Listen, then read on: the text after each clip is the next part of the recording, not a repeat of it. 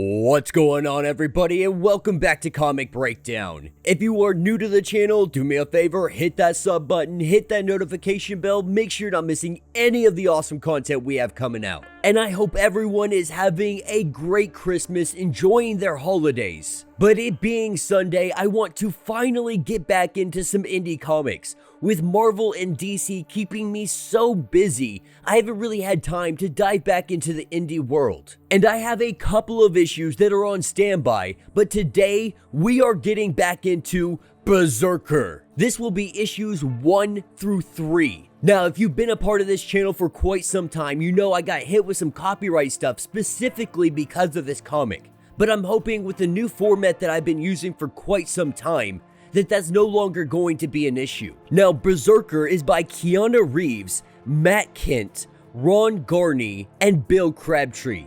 Published by Boom Studios, this has been one of the biggest comics to come out of 2021. So much so, this is getting its own Netflix series. But this story follows an immortal, an individual who just cannot die, living the span of many centuries, millennia. He has witnessed the entire birth of humanity into what it is today. And so, working with the US government, he is doing everything he can to find some kind of cure for his immortality. And once you guys finish these videos, be sure to check out issue number 4, which I already have posted, and issues 5 and 6 will be coming next week. And so with that being said, let's dive into this breakdown. Alright gang, so as we open up with this issue, we are picking up with our man B, aka Berzerker. And he sits here while the rain pours down around him. Sitting on this bench, it appears he is more than anything just contemplating life, contemplating his own existence. That is, until an SUV pulls up and it lets him know that it is time. Getting in the vehicle, they take him to an undisclosed location, one where he meets up with a bunch of other Operators Special Forces individuals. And we see him preparing for the battle that is about to come. Because this is who Berzerker is. He is an agent for the US government. When they need somebody to go in and just mess everything up, that is when they send in Berzerker. And as we continue through this comic, we have two separate events that are going on. All of our dialogue, or at least the majority of our dialogue, is going to be directed towards B and his therapist. These two are currently having a discussion after the events that we are seeing taking place. And so with B going in, with them making their infiltration into wherever they're going, the conversation between him and his therapist is letting us know that this is their 1-year anniversary. It has been 1 year since the two of them has started working together to try to unlock who he is. And she lets B know that she really feels like they've made progress. In all of this time, she feels like they have forged some kind of connection with one another. And visually, what we are seeing is the full capability of what B can truly do. With him being the first one to land on the ground, he is taking out the first waves. This is absolutely nothing for him. He is an absolute killing machine, and there is nothing that can stop him. And we see the pure brutality that he has as he takes his fist and he shoves it straight through these guys' faces. And as B continues to take rounds into his chest, there is nothing that can stop him. And as he disembodies all of these soldiers, we're learning that connections for him, they are a difficult thing because connections can fail. They can hurt you at the end of the day. When you live like him, when you live forever, these people, they eventually die. They eventually betray you. They eventually end up drifting away. And so for him, the idea of isolation, of being completely alone, of not having connections, is really the most ideal way to live. But they both agree that this connection, it feels vastly different. And in many ways, she has been able to help him out, to help him remember his past. Because unlocking that past is going to help her out. And we'll get more into why that is as we get further into these issues. But Berzerker currently trying to overthrow this government we see him just ripping guys' arms off. The Special Forces team making their way in behind him. Really, he is just a one-man army, and the other guys are here just to make sure that he doesn't go too far. But this team has come in to take down the president. And as Berzerker takes one of these guys, they go flying out of the window. And what we're learning is that Berzerker, he has no restraint. That it's really hard to keep him in check. So much so he takes this guy, with them going out the window, they fly directly into a van. We're learning that there truly are no limitations to what he can do, and it appears that it is almost impossible to even slow him down. And with him taking this guy down, there is an armored vehicle that is shooting appearing to be 50 cal rounds at him. As he is just taking these rounds, he charges directly at the vehicle, with him jumping up and flying through the window of this armored vehicle. He takes the guy, throws him out of the vehicle, and takes it over for himself. The president being at the airport, their mission is to take him out, to take him down, and that is exactly what Berzerker is going to do. And so as he makes his way, the dialogue we are getting between the therapist and him is that something happened this day, something that is about to happen. It affected him in a unique way, because they keep tabs on him. His temporal lobe, it had a huge spike, with new branches of his brain lighting up. It is a possibility that he could be remembering something new. And what we learn about him is that he has perfect memory. And when we say perfect memory, he can remember smelling the Black Death. He remembers smelling all of the victims, how horrible it was, because he is a man who has lived through millennia of humanity. He remembers the sound of steel swords breaking through and breaking bones. But the only issue is his memory is perfect up to a certain point. And every day he is remembering a little bit more. And there are days that he simply does not want to remember, days that he blocks off inside of his mind. But something happened, something today that was different that made him remember. Now, as we see B arrive at the airport, we have Special Forces operators sitting on the rooftop observing what is going on, witnessing the president getting in his airplane, getting ready to take off the airfield. We see B coming in, and he is coming in with a fury. Using this armored vehicle, he plows directly into this airplane. With a head-on collision, there is a giant explosion. And in the remnants of all of the flame and wreckage, we have Berzerker, standing completely battered, bloody. He has flesh showing that should not be showing. He is just looking absolutely rough. But even with his body bruised, lacerated, and on fire, he goes over to the president. They try to let him know that they want him alive. Not listening to the operators, we see him beat the life out of this man. And as the man sits there and he begs for mercy, Berzerker does not stop. He turns this man into a bloody stump of a human. And with Berzerker taking his hand and ripping his heart out, there is a young boy standing nearby, watching as all of this happens. We can only assume that it was the president's son who survived the crash. And as we look at the boy and see the pure terror that is in his eyes, because right now he is gazing upon the most ruthless, the most brutal individual that ever laid foot on this earth. And with all of the team loading back up and making their exfil, we see one of these soldiers, they give him what they call the protocol. Now, the protocol seems to be some kind of blue and red pill. Now, at this point, we don't really know what this pill does. We just know that it's supposed to be helping him remember, or at least that is what the US government is telling him. Now, that's what's going to take us to an undisclosed location for the US government, a facility where they have been keeping B at, a facility where they do all of their testing to try to figure out how his immortality works. Now, of course, B up to this point, he's experienced life so much, he knows that the government, they have their own agenda, they have their own purpose for wanting to help him out. And we see him getting patched up. Even though he will heal on its own, it does take time. And so having their technology, having their advancement, their scientists, their doctors, This will help patch him together much faster, and these wounds will heal at a crazy rate. But the idea behind all of this is they help one another. With Berzerker helping the US government do these operations, they are helping him. But the therapist, she firmly believes that the only thing that is going to be able to help either of them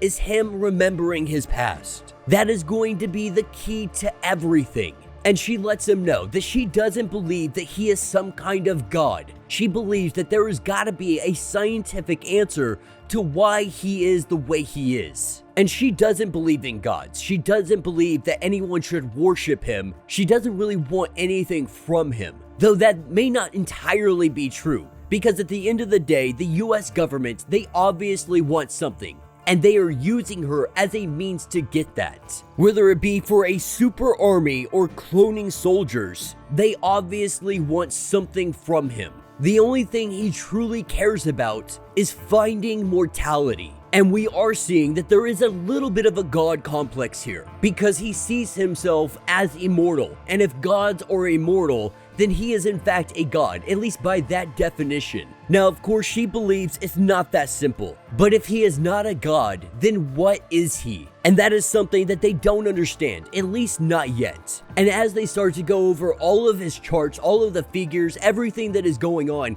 he gets a little bit of a giggle out of this. And that's because he finds it funny how far the United States really has come. At one point, they were using whiskey as painkiller and hacksaws to amputate gunshot wounds. And that was all during the Revolutionary War. Now you guys have charts, you have all of these machines, you have all of this technology, and in a way, he really sees it as them kind of being arrogant. You know, even with all of this technology, you think you are far more superior now, but at the end of the day, you are still using someone like Berzerker to go in and take care of the things you don't want to do. But they get into the conversation of what happened that affected him so much on the battlefield today. And what affected him was that little boy.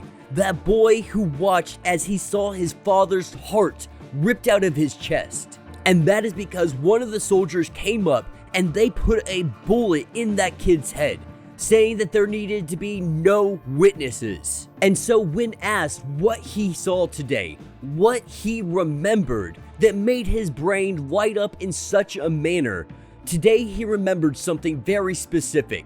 And that was his father. Not only that, he is remembering his mother. He is remembering the day that he was born. He is remembering 80,000 years ago. Now that will end issue number 1 and bring us into issue number 2. And this is where we really start to dig in on who Berzerker is, where his people come from, and how it was possible for him to be granted this immortality. And he lets us know that his people, they were nomads. They traveled the plains, the mountains, looking for some place to settle down. And eventually they found a valley that was extremely fertile and great for a civilization to begin their growth. But the only issue with this fertile valley, it came the other tribes. And this valley being in between all of it, it became very difficult for them to defend during the seasons of harvest and so on.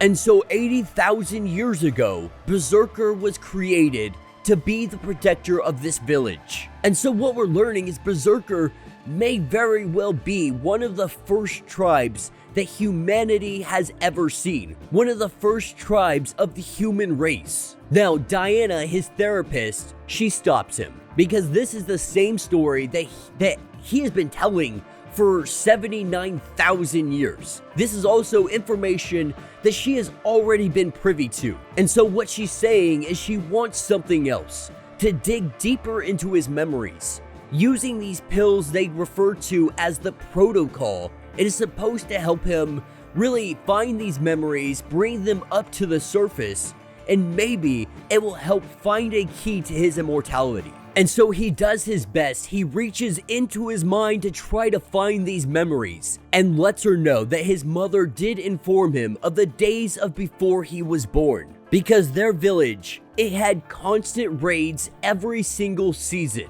the surrounding villages would band together and they would come and take their harvest, their women, and their children. And as Berzerker's mother looks around their village, the chaos that has ensued, the dead that surround them, their harvest stolen, they believe they can no longer go on living like this. Berzerker's mother believing that they need to ask the gods for help. The same gods that their ancestors had prayed to when they lived in those caves so long ago. The gods that she still prays to. Pray to the gods and ask them for a weapon. And we see Berzerker's mother, she goes into the wilderness and she begins to gather herbs, mushrooms. Now the ingredients of what she gathers, we do not know yet. But those ingredients could be very crucial into figuring out exactly how his immortality came to be. The only issue is, he was never told of what those ingredients were. And it was 80,000 years ago, so the likelihood of some of these plants still existing could be non-existent. But with these ingredients, she took her husband and she went to the cave of her ancestors. And mixing everything together, we see from the bowl a bright pink flame, with her husband going outside of the cave, ensuring that no one comes in, keeping her protected. She does her ceremony. And though the stories vary between mother and father, what he was told is that a lightning strike, it came down from the heavens. This lightning strike coming down and hitting his mother. And with this lightning hitting her, we see some kind of human-like form. This form coming in electricity and making love to his mother. And as quick as the lightning came in, is as fast as this lightning leaves. Not sure if this worked, not sure what happened. They go back to their village. They find themselves resting up for the night, only to wake up the next morning and Berzerker's mother is now pregnant. Not only is she pregnant, but she is very, very far along. In one night, she has gone 6 months into a pregnancy. Now, he was only in the womb for 2 months, so a total of 60 days until his birth. Believing that their prayers had finally been answered, they got the weapon that they wanted. Now, initially, they weren't sure if this was actually an answer to their prayers, because they were given an infant, and what they wanted was a dog of war. But they quickly learned that he is not like all of the other children. He grows at a much faster rate. Not only that, it appears that nothing can hurt him, because at a very young age, we see him going into the fire, grabbing a burning log, and not being fazed by it in the slightest. And soon, they all believed. With 1 season going by, he grew quickly. He was living proof that the gods were listening to them.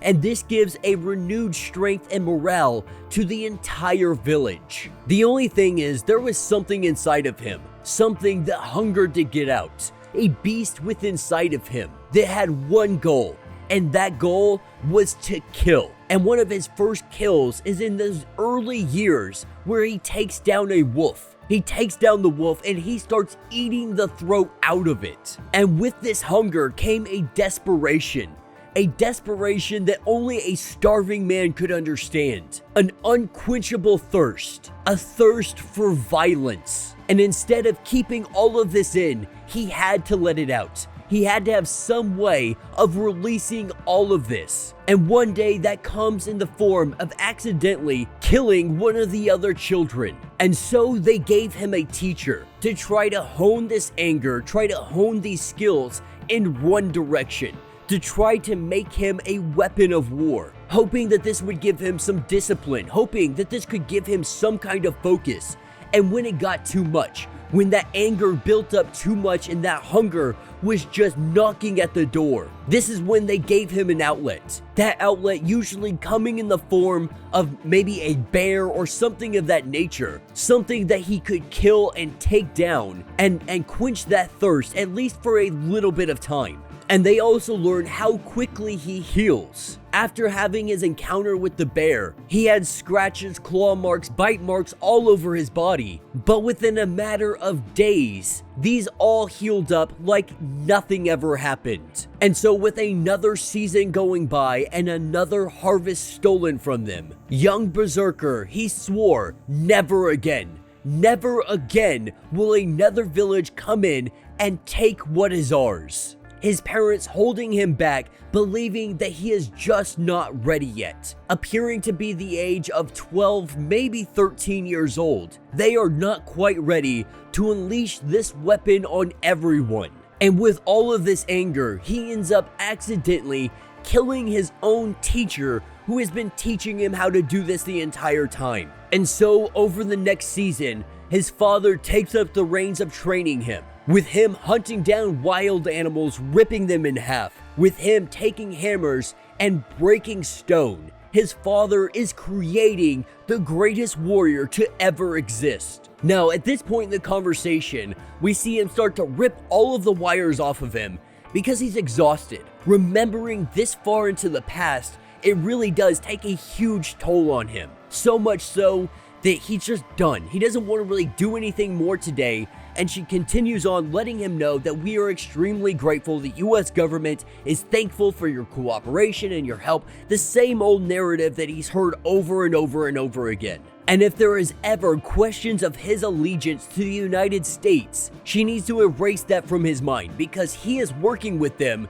because he has to fight. That if he doesn't have this outlet, innocent people are going to get hurt in the crossfire. His issue with all of this is for centuries, they have been taking measurements from him, taking samples from him, analyzing him, poking him, scanning him, prodding him, not sure if any of this is actually going to work, with his therapist informing him that it has worked. At least their protocols have been working, because he is able to remember things he has never been able to remember. Memories that he has suppressed since his very earliest ages. And so with them diving back into his memories, he is remembering the first time that he truly became himself. Picking up at the third harvest, the surrounding tribes, they came as they always do.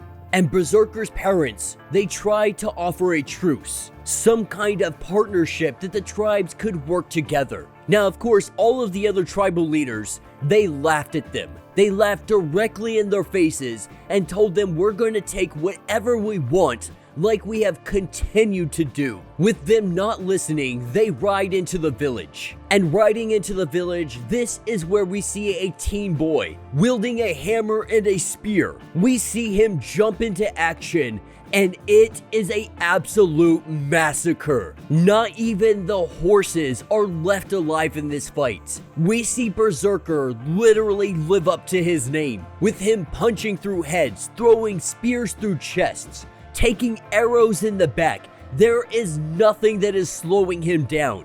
And as he remembers all of this, he remembers having parents, having a tribe, having a purpose. He remembers this as the last time he ever truly felt happy. Now, that will be the end of issue number 2, which takes us to issue number 3. And we continue on the story, picking up after he killed all of those other tribals. Every man who came to their doorstep had lost their lives, being only a couple seasons since he was born. But already, he had made a tremendous impact on this entire village, on the entire region. And only a couple seasons, that's when he fully became a man, or at least he looked like a fully grown 30-year-old man. And in this time, we have seen the pure brutality that he will go to, popping people's heads off, ripping chests open. This is a bloody, gory mess,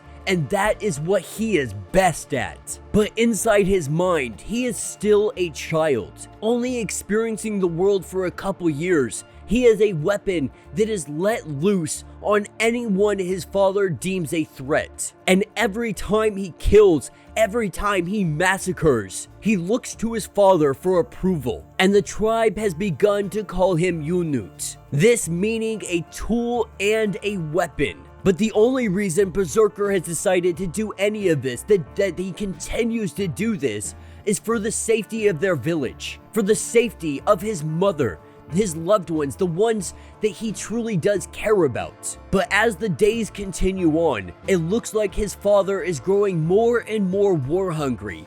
Now having a weapon that can take down anybody, he believes that they are always in threat. No matter what, there is always going to be an enemy on the horizon. And so his father believes they need to meet them first, take them out before they ever become a threat to them.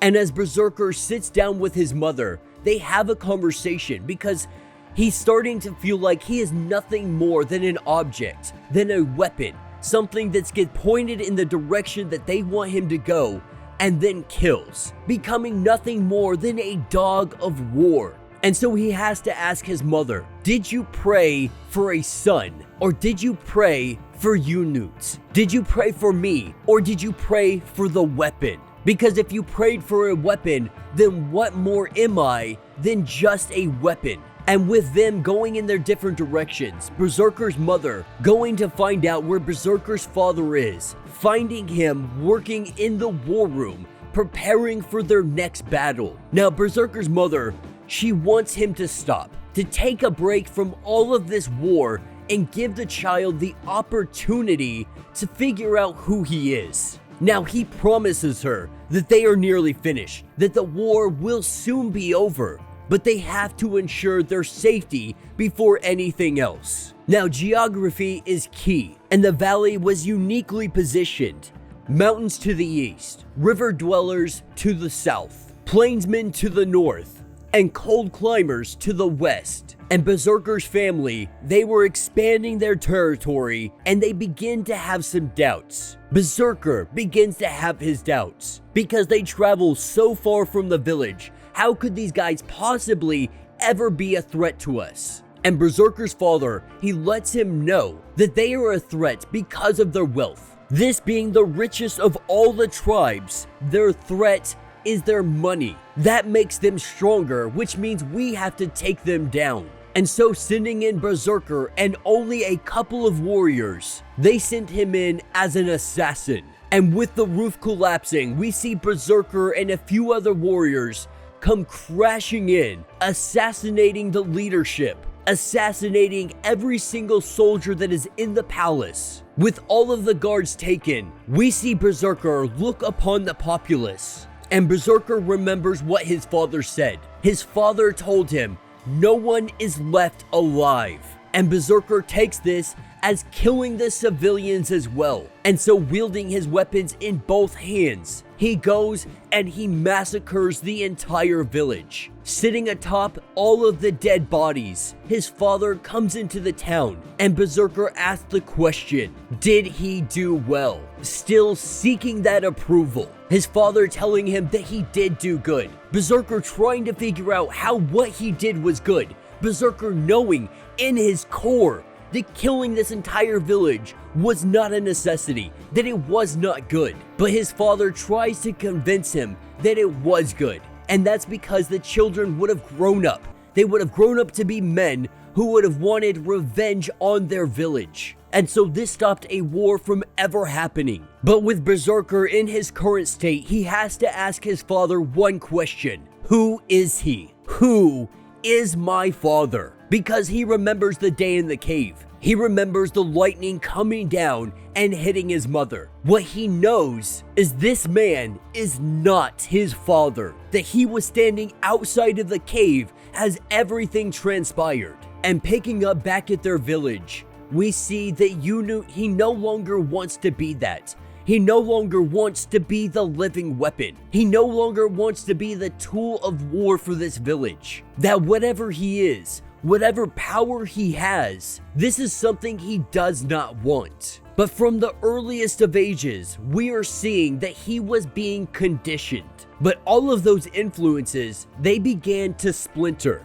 And with that splintering, it comes the downfall of the entire village and a new era for Berzerker as they make their way out, hearing of a new village, one that is plotting against them. And the rumors are they have riches beyond measure. And as they travel along the land, looking up into the sky, they see a red lightning bolt. Now, Berzerker isn't sure of what this is, but his father, or stepfather if you will, he knows exactly what is going on. This has something to do with Berzerker's mother, trying to reach the gods, trying to talk to them in the old ancestral way. But that did not stop them from going to the next village and taking everything from them, not leaving a single human alive, and taking any riches that they could take back to their own. But as Berzerker is getting arrows removed from his back, he turns to his father and tells him, "You never answered my question." And he lets him know that your mother went into that cave. She communicated with the gods and they gave us you. But that does not mean that I am not your father. I am as much your father as she is your mother. And he goes on to tell him that we would be nothing without you, but they would also never do anything to hurt him. And that is where the conversation ends. And we see that his therapist is talking to an individual by the name of Stephen Caldwell, head of belief systems and ancient technology migration. And she is letting him know that they don't know anything. They haven't unlocked his DNA or solved the mystery of the amino acids, his quantum molecules. He literally is telling us that his father was a god that came in on a lightning bolt. Not sure what to do with that, but what they do know is that one lightning strike, that may be a singularity, but two lightning strikes, that means it is something that is reproducible. And so they want to keep him talking. They want to keep him remembering. All of this new tribal and geological information, all of these details is helping us locate the prime position of where his origin is. And right now, Berzerker, he is out doing exactly what he does. With a mission accomplished, with them making their way down to Chile, it appears that they lost 4 individuals in this battle. And that is because they got too close to Berzerker. Unable to control his rage when he is in the midst of it, if you get in his way, your head is about to pop. And that will be the end of this issue. So let me know what you guys think down in the comments. With the first 3 issues knocked out, be sure to check out issue number 4 down in my description. With number 5 and 6 going to be coming on the way probably next week. But we've learned a lot about who Berzerker is, about who Unit is. The truth of the matter, he is an individual who's not looking to die. He doesn't have a death wish. He doesn't want to end his life. He wants mortality. He wants the possibility of dying. He wants the opportunity, like everyone else, to live and die. After 80,000 years, he is finally tired of all of it. And at this point, he doesn't even care about humanity, the politics, any of it. The only reason that he is working with the US government is because he believes they have the best chance of being able to solve his immortality problem. And he knows that they're going to benefit from it. He knows that they are going to use him in any way they can to ensure that they get the super soldier army that they want. And the truth of the matter is, he doesn't care. He wants to just have the ability to die, because once he does actually die, none of this is going to matter. But we're learning even from the earliest of ages, he was trained to be nothing more than a weapon. From the moment he could hold a spear, that's exactly what he was doing. And we got a glimpse of the individual that is actually his father, being some kind of god, some kind of individual that came out of the heavens and impregnated his mother. A story that sounds very familiar to what Zeus would do. Now, of course, all of the scientists, they don't believe that this is in fact a god, but this is something that is reproducible, something that they can figure out and how they're going to create more of these guys. And so my pros and cons for this comic is I really do enjoy the storyline. I like the idea of it. I'm really excited to see where it's going to go. I'm actually happy that I enjoy it because I did purchase the Kickstarter and all the hard copies for everything coming forward. So I definitely heavily invested into this comic as soon as it was released. Being a Keanu Reeves comic, I definitely had to get my hands on it. And I have not been let down by the story thus far.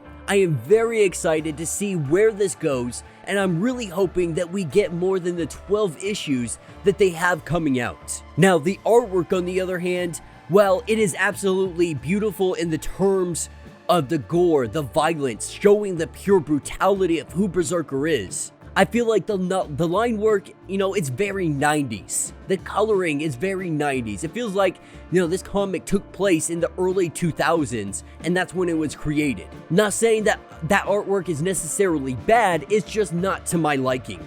I would like to see something much more updated, being able to see, get some great pinups. I know the covers have been absolutely amazing for this line, but I would like to see a lot of that artwork put into the comic itself and not just on the outside trying to sell it. But honestly, that is my only real complaint about this story. And like I said, I'm really looking forward to see what happens next, seeing what they have going on. We're gonna have issues 5 and 6 next week, so be sure to check that out. And be sure to check out every single other indie comic I have. Now, if you have not yet, do me a favor, hit that sub button, hit that notification bell, make sure you're not missing any of the awesome content we have coming out, and until the next breakdown.